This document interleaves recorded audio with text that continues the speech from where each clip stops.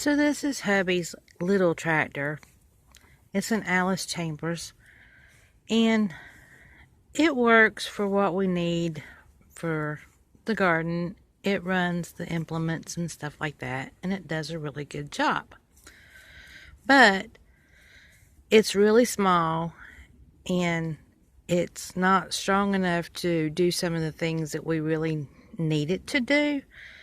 So back in November, hubby's new old tractor is here. They got it off the trailer, and he had to pull it off with his truck. It's sitting between the trailer and the truck. And when the guy that brought it down here leaves, I will do some more on the video to show you his new old tractor. It is a Ford 4000. Okay, here we go, y'all. A new old tractor. Yay! So, in November, he bought this tractor, and the guy brought it down here. It had been sitting up for 5 years in the field. They said that it was running when they parked it. And it probably was. But with the time that it had been sitting there, the diesel fuel had hardened. It will do that if it sits up in a tank. And it hardened in some of the lines, so he got all that cleaned out. And then it needed a fuel pump. He got a fuel pump. And something else, he had to take that apart. Might have been the fuel pump he had to take apart and clean. And no, he bought a fuel pump.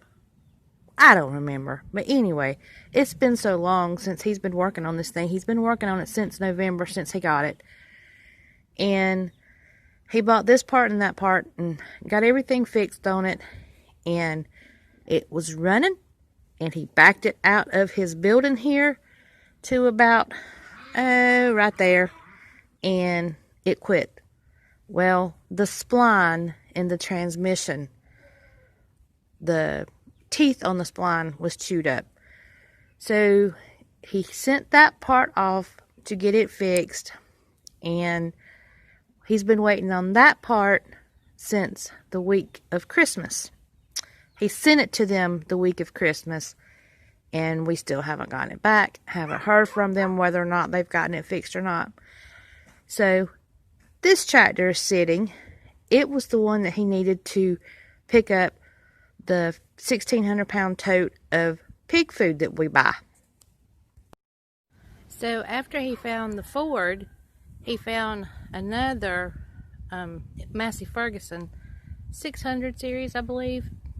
So he was going to go down there and see if he could get it running. Well, we went down there, and he started messing with it, and the guy that owned it was putting ether in it, and he said something to him about not doing it, but the guy kept spraying the ether. Well, finally the guy walks off to go in his house for a minute, and I get out and I go help him, and he actually got it running, which meant that the motor was hot. Well, the guy comes back out there and asked him if he heard it running. He thought he heard it running, and my husband said, yeah, I had it running.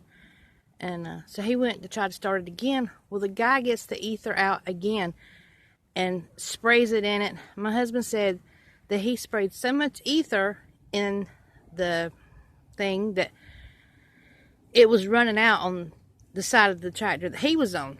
So a couple of seconds later, we hear this horrible crunching metal sound, and apparently it broke a rod.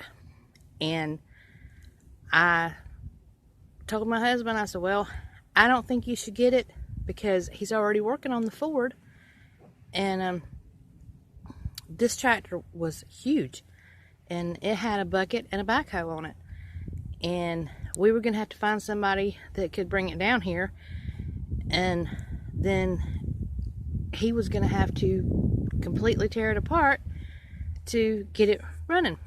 Well, then he turns around and he found this one last week. So he got this International, and it's not as big as the Massey Ferguson was, but it's still pretty big. It's got a big bucket on it, and of course it has a backhoe. And the guy that he got this one from told him that it had a blown head gasket. So he's got the motor off of it, and he found that it did have a blown head gasket. So he's got to order the parts for that. I think he ordered those today, and it's got some hoses and things that needs to be fixed. And he's going to have to fix this part of the bucket because it's pretty ratty. But there's another spot, and he'll probably just weld some metal across that, and then he's got to fix the bucket on that side. But this thing is huge. It's I'm glad that he got it, but it's going to take him a little bit to get it running, and it's so big that the guy that brought it down here had to bring it down here with a dump truck and a heavy duty trailer, and they dumped it off up there. My husband managed to get it to come down here, and he tried to move it and it couldn't move. So here it sits in our driveway, and here it is probably going to have to sit until he gets it running, because the little tractor that he had over there can't pull it.